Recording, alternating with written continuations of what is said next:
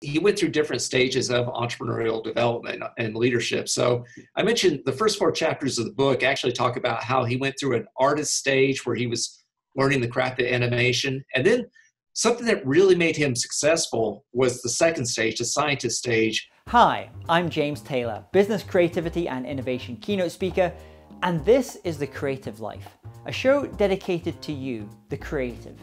If you're looking for motivation, inspiration, and advice while at home, at work, or on your daily commute, then this show is for you. Each episode brings you a successful creative, whether that's an author, musician, entrepreneur, performer, designer, or thought leader. They'll share with you their journey, their successes, their failures, their creative process, and much, much more. You'll find show notes for this episode, as well as free training on creativity, over at jamestaylor.me. Enjoy this episode. Hey there, it's James Taylor, and I'm delighted today to have on the show Mike Goldsby. Michael G. Goldsby is the Chief Entrepreneurship Officer and Stoops Distinguished Professor of Entrepreneurship at Ball State University, USA. He teaches creativity, innovation, and design in the university's nationally ranked undergraduate and graduate programs in entrepreneurship. Along with his co-author, Rob Mathews, they have written a new book called Entrepreneurship the Disney Way, and we're going to be talking about that book today. So first of all, Mike, welcome to the show. Thanks, James. Great to be on. So share with everyone what's happening in your world just now. Well, what's happening in my world is talking to a lot of people about Disney and talking to a lot of people who have read the book and who have found Disney as a good model for them to think about how to work into their lives.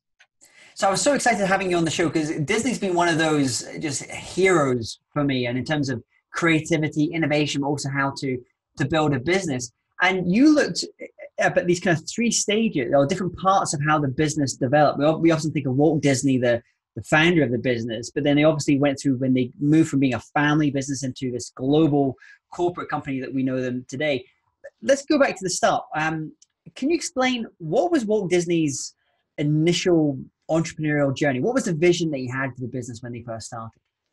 Well, when he first started, he was really looking at more of the performance side. So he was learning the craft, and he was very, very interested in movies and very interested in performers, and he wanted to be one himself. And since he was not able to be on screen himself, he found that animation was a great way to get into that type of business. In fact, they often talk about that when he was a kid, he could perfectly mimic Charlie Chaplin, who was a hero of his throughout his whole life. And if you want to know that, probably up until Walt's death, if you watched a Disney cartoon or a Disney movie, a lot of that was actually other actors putting on screen, Walt putting on performances for the animators that they later created for the movies. So I remember reading early on the business, when they first started the business with those first few animators, they went through a pretty rough period because remember there was something where they initially signed up for a contract with one owner of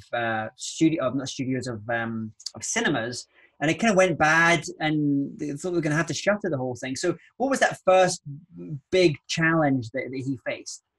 Well, the first big challenge was when he was still a youngster in Kansas City, back in his hometown state, and he was pretty good at figuring out the animation, not so good on the business side. And so he went bankrupt.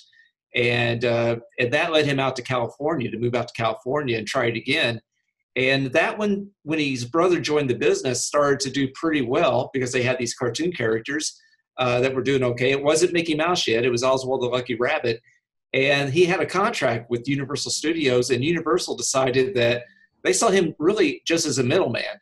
They didn't see him actually drawing. So they thought, well, we could take all these animators that work for him, we can do it ourselves, and we'll cut Walt Disney out. So that was a very tough time because he felt very betrayed by the people he was providing the product for, and he felt betrayed by the people who were working for him.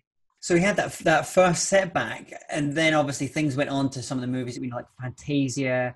The thing that really blew me away, we think of in Disney, especially those early years, you see him, and you see some of those animators working, like a small room of maybe 4 or 5 animators. But what I didn't realize was the sheer quantity of employees that you needed to have to pull off those kind of movies. I mean, what kind of numbers were how quickly did they scale, as a term that we would have today?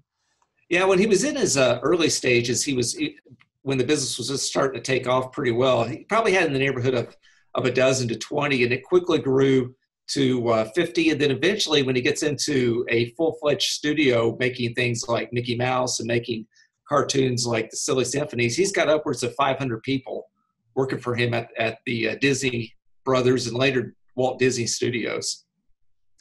And I know that one of the things that you really focused on is not just the Disney story, as fascinating as it is, but the entrepreneurship, what kind of leader he was, and then obviously leaders throughout the business as well. So if you were to, when you did a kind of analysis on his leadership style, his entrepreneurial style, what did that tell you?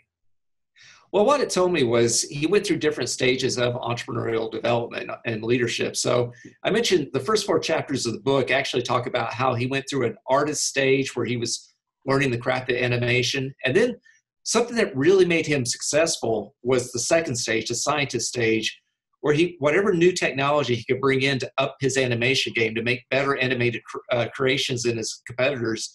He brought sound in, he brought color, he brought new camera work. And that took a lot of people. That's why the numbers start swelling, because it's a much more complicated production process. And then it was more successful, so they had to make more of them as well, which led to later a builder stage where he builds a bigger studio to make higher end movies and to make more and more of what people want. And then at the end of it, he's more an evangelist going into TV work and going with the theme parks. And I think the one thing about Walt, overall, the one thing that was consistent with him was he was always looking for the next thing. He never stayed stagnant.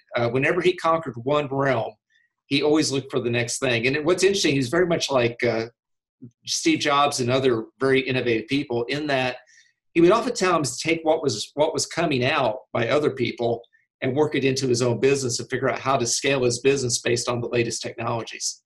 And that was a common theme. Where did that drive come from? Was it something that happened early in his life? You know, you hear a lot of times people that they're born into kind of poverty. It didn't sound like he grew up that poor. But what was the thing that drove him?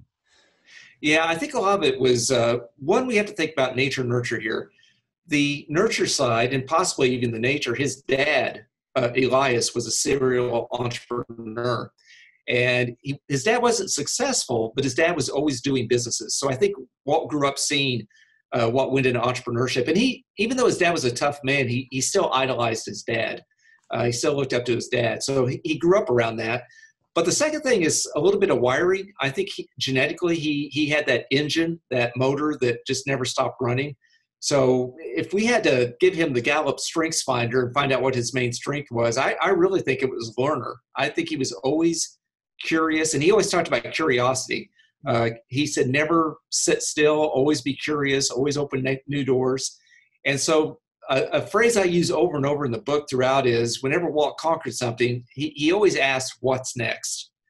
And he could have done more and more of what worked, but he always wanted to do the next big thing. And I think that's the common thing about him is there's a bit of nature and nurture in him. And he was a bit hypomanic. I mean, the guy worked all the time. He was always thinking about the studios. Everything he did was always in some way or another tied to whatever he was working on. So that ability that value, let's say in the strength finders of being a learner, that's obviously great because you're always looking for new information. You're always learning, you're curious. But there's a little bit of a flip side to that, in that you can then be distracted and you can go down lots of different alleys and avenues. How did Walt Disney stay on a path? How did he get focus when he had this curious mind? And what led him to? We think of today as this build of this business, how quickly it grew. But how did he get all these things together and focus his mind? That's a great question. That's where his family came in. His wife, Lillian, and his brother, Roy. So Roy, before he got involved in the business, he actually had 8 years banking experience in Kansas City. And when Walt was running the business by himself in Kansas City before Roy got involved in Hollywood, Walt did go down a lot of different paths. He didn't have quite as good a focus. He worked his tail off. He worked very hard. But what Roy and his wife brought, and by the way, he met his wife in the studio. She worked for him as a ink and paint person. So she knew the business, Roy knew the business, they were family. They could talk truth to him.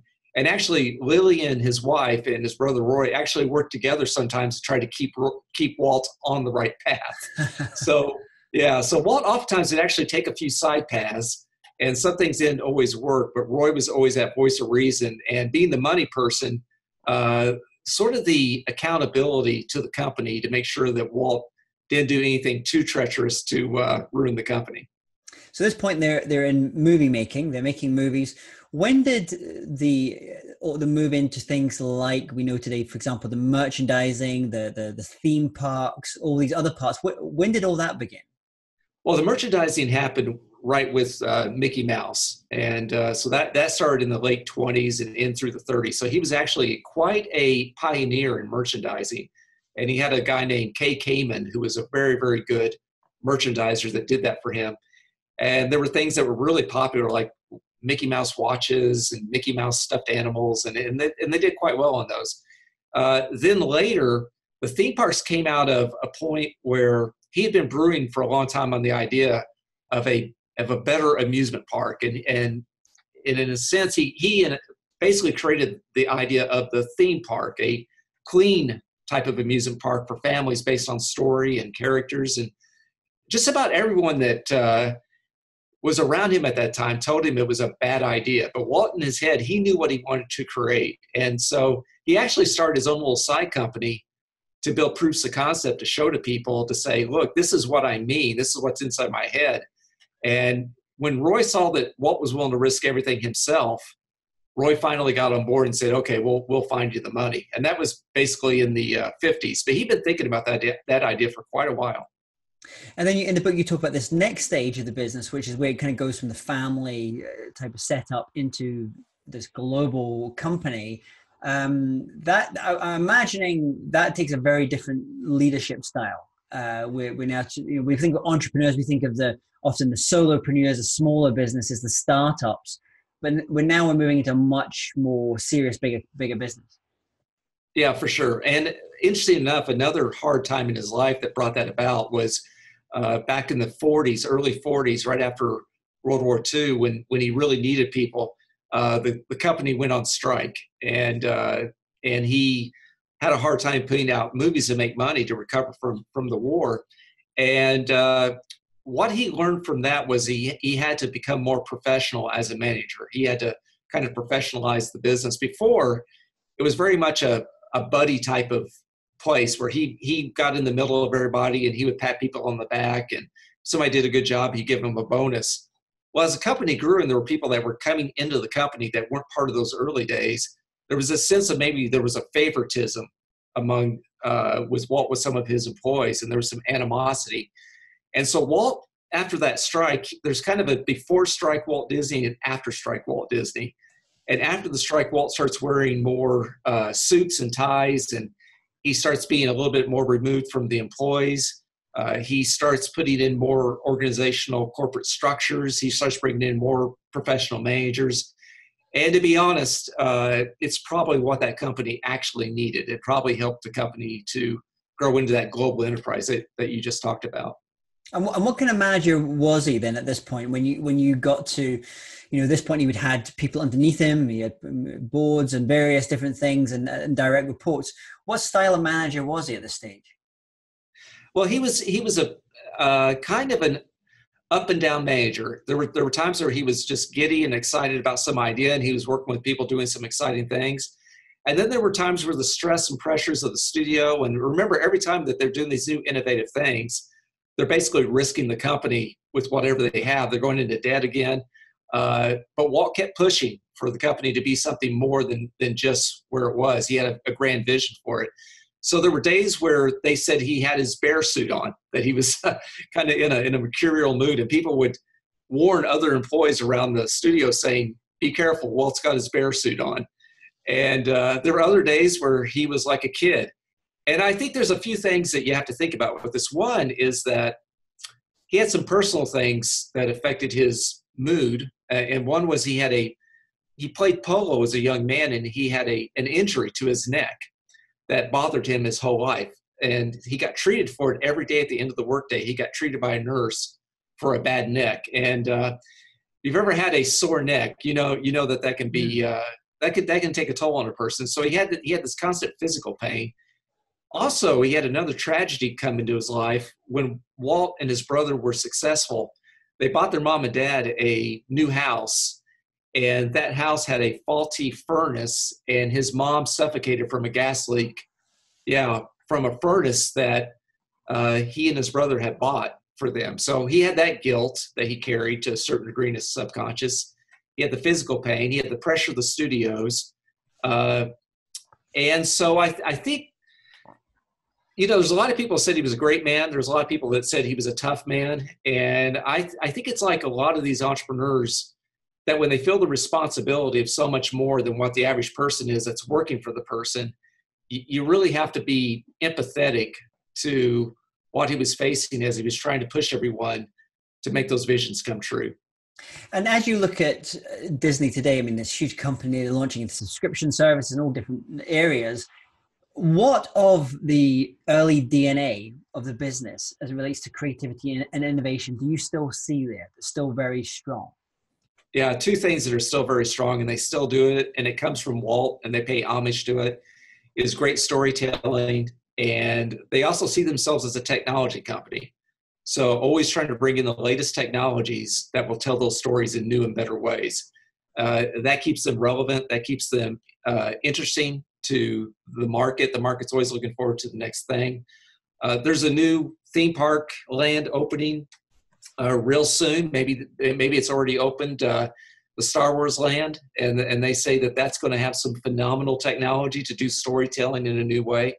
And so that is the company DNA. It's storytelling with better technology and delivering it to make sure families get happiness in their lives.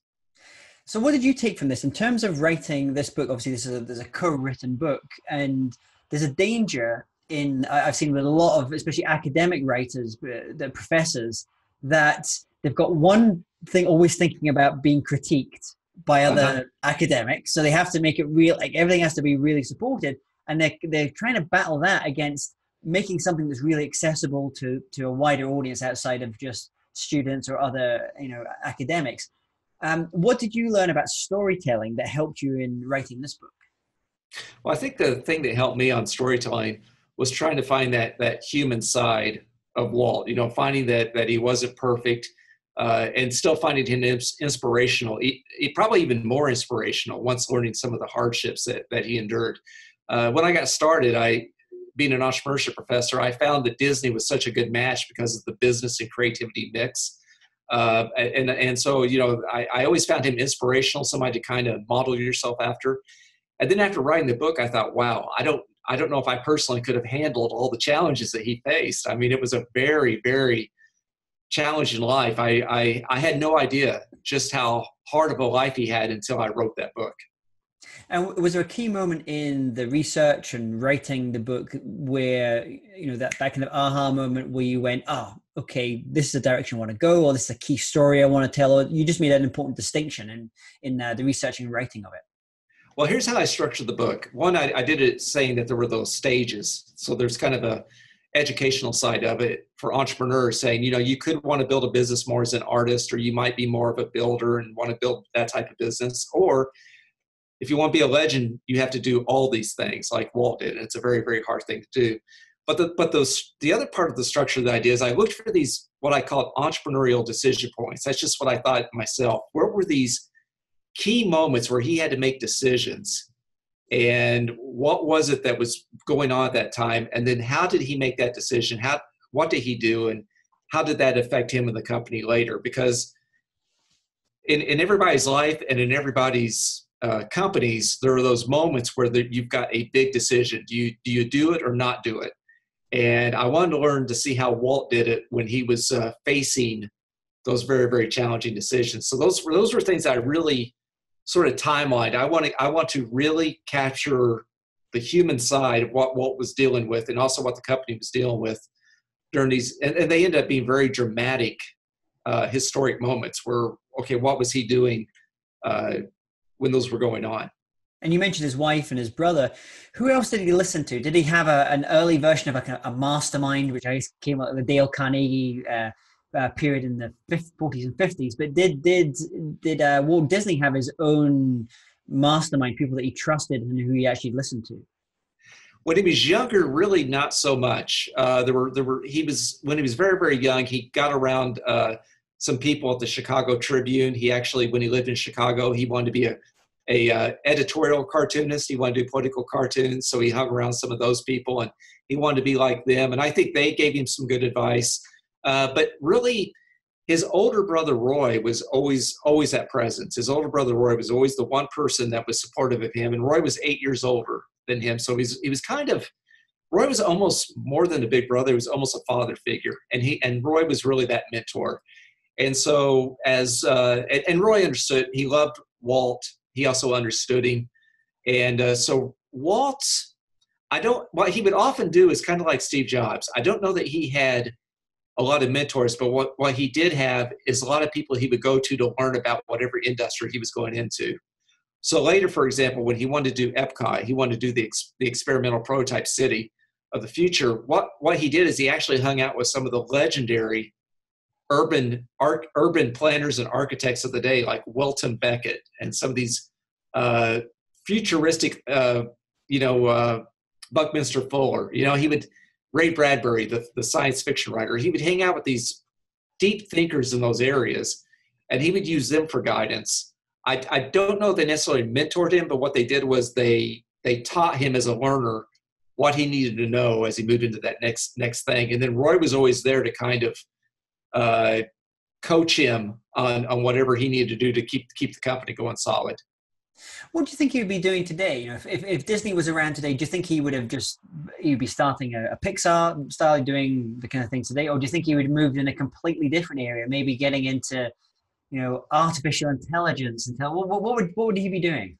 I think he would be, yeah. I think because it's Walt Disney, it was his company, he would have been the legend.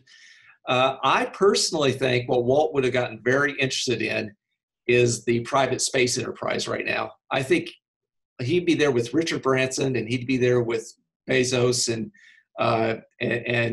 Elon Musk. And I think Walt Disney would have his own space ambitions. And I think he'd be thinking about maybe letting people get the orbital experience, or maybe putting a resort on the moon. I mean, if you think about Disney, they're in Hawaii now. They've got a resort in Hawaii. They're in China. They're always looking for the next big adventure.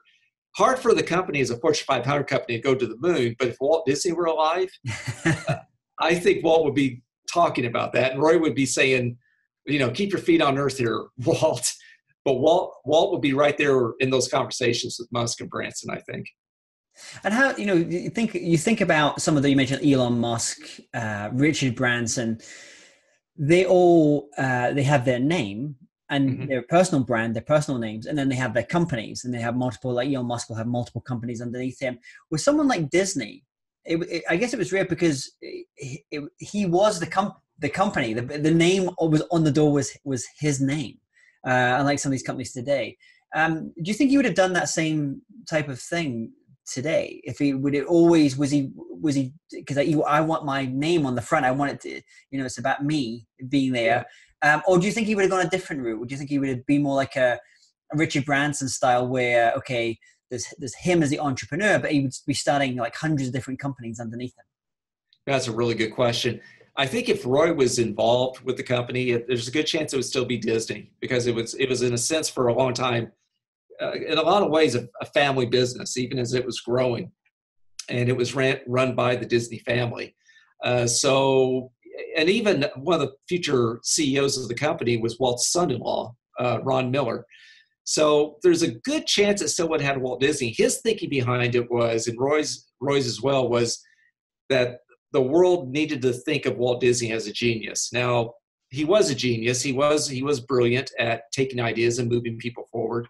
But also, a lot of people thought that Walt actually did the whole movie. They thought that he did all the drawing, all the painting. They thought he was at an animation board, and that created that mystique. And I think Walt, he liked the idea of that mystique. In fact, Walt later said, the name Walt Disney, I'm not even Walt Disney anymore, he said. That's just the name on the company. but people needed to know that that Walt Disney name meant quality, it meant innovation, it meant family. And so I think there's a good chance he may have bucked tradition and still kept the Disney name on there. So we spoke about, obviously, Disney's love of technology, and then that continues today as well. What about yourself? Are there any apps or online tools or online resources that you find very useful for doing the work that you do? Well, one that I use quite a bit is the Dragon dictation device. And so I'm not the most tech savvy, but actually I wrote the Disney book. And then before that, I co-authored another book on innovation called Corporate Innovation. And I'd written basically 3 books in 2 years. So I developed carpal tunnel syndrome at that time. Fortunately, I'm through it. If you've never had it, it's quite awful. But in the process, I learned a new way of working. What that is, I collect a lot of notes, and then I outline with those notes. And then I have a general outline. After I've done enough research, I've got a general outline. And then I actually take the time just to dictate into my dictation app. I send it to a Word file, and then I edit it into a nicer draft. But I've gone to that, and what I found is I can be anywhere and get ideas down really quickly. So I can write that really rough, ugly, dirty draft very fast with a dictation device using a good outline. So that's something I use quite regularly. And then I'm pretty standard. I'm just a Word document person, and I'm a very visual person in the sense that I like to have. I read electronically a lot. I've got a lot of my Kindles, and I've got a lot of the Google Scholar work I have saved on PDFs. But when it comes time to write, I want my physical copies organized so I can visibly see them. I've got them tabbed so I can find topics, and then I organize visually that way. So I'm a mix, probably a mix. I'm very hybrid. A lot of ways. I'm a hybrid, yeah. You're like Disney with the hybrid between storytelling and technology. You want that blend there. What about books? Obviously, we talk about a lot of books here. What if you to recommend one book, not one of your own books, but a book by another author you just find really interesting, inspiring, think more people should read just now? What is that book? Oh, I would think anyone could benefit from the book Getting Things Done by David Allen, The Art of Stress-Free Living. That is a wonderful book. And I give productivity workshops a lot to people. And I always say, read this book, and I give them the little lessons on it. And it's a true game changer. I'm now down to where I feel like I'm totally on top of my life. And that book was the reason that I was able to get there. You're on top of your projects. I interviewed David recently for another thing, and I'm always amazed. One of the things I love about that system, GTD, is how flexible it can be as well. So you can be old school, like me with that, or you can be like super high tech and using lots of different things. So it's a very, very flexible. It's a great book, GTD, Getting Things Done by David Allen. What about an album? If there was a record or an album that you would recommend, what would that be? I'd recommend Greatest Hits of David Bowie. Because Bowie is another person I'm very fascinated by. I keep kicking around the idea of writing about him because I love these performers like David Bowie and David Byrne and U2 who mix. I really think they mix design and art with business and music and always changing their style, always asking what's next. There's a theme here, right? David Bowie is always asking what's next. And I love the way he worked, and I love his music, and I just find all those eras of David Bowie's career they're all great, and it's neat to see how much he changed over the years, even up to his very last day of his life. Fantastic. We'll put those links here as well. Final question for you. I want you to imagine, Mike, you woke up tomorrow morning and you have to start from scratch. So you have all the skills, all the knowledge you've acquired over the years, but no one knows you. You know no one. You have to restart. What would you do? How would you restart things? Well, I think what I'd restart is I think I would have gone and gotten an engineering undergraduate degree because I have a great fascination with innovation, and I've learned a lot of those things on my own. But if you're an engineer, you can always go to school and get an MBA and pick the business stuff up later. But I went to business school, and unfortunately, you really can't get a master's in engineering unless you have an undergraduate in engineering. And I've noticed that those people who are usually tend to be really successful have that mix of really good technical base and really good mix of business base. And if they can throw creativity and innovation into all that, they're the ones that really are the most dangerous The most dangerous. I Most love dangerous, that. yeah. Well, fascinating having a conversation with you today all about Disney. Entrepreneurship the Disney Way is available, so we're going to have a link to that here. If people want to learn also more about you, Mike, and the other books and other work that you're doing just now, where's the best place for them to go and do that? Yeah, we have a website called www.elprofile. That's ELPROFILE.com. That's great. And we're going to put that link here on the show notes as well. People go to jamestaylor.me. Just look for Mike Goldsby. You're going to find all these show notes, all these links we'll be talking about today. Mike, thanks so much for coming on today. I wish you all the best with the book. Great topic. One incredible character, inventor, creative Walt Disney was, and he's left us a great legacy. So thanks so much for coming on today. Great. Thanks, James. I really enjoyed it. If you're interested in living a more creative life, then I'd love to invite you to join me as I share some of the most successful strategies and techniques that high-performing creatives use. I put them all together in a free downloadable ebook that you can get by going to jamestaylor.me. That's jamestaylor.me to get your free downloadable ebook on creativity.